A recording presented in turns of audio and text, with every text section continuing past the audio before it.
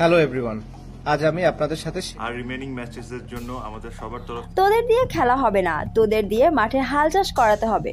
West ইন্ডিজের বিপক্ষে দ্বিতীয় টি-20 ম্যাচে হার দেখে লাইভে এসে কি বললেন তামিম ও সাকিব আল হাসান, বিস্তারিত দেখুন পুরো ভিডিওতে। দর্শক, রুদ্ধশ্বাস সুপার ওভারে হেরেই গেল বাংলাদেশ। 11 রানের লক্ষ্য তাড়া করতে গিয়ে প্রথম বলেই চলে এসেছিল 5 রান, কিন্তু পরের 5 বলে 4 রানের বেশি নিতে পারল না, হারল 1 রানে।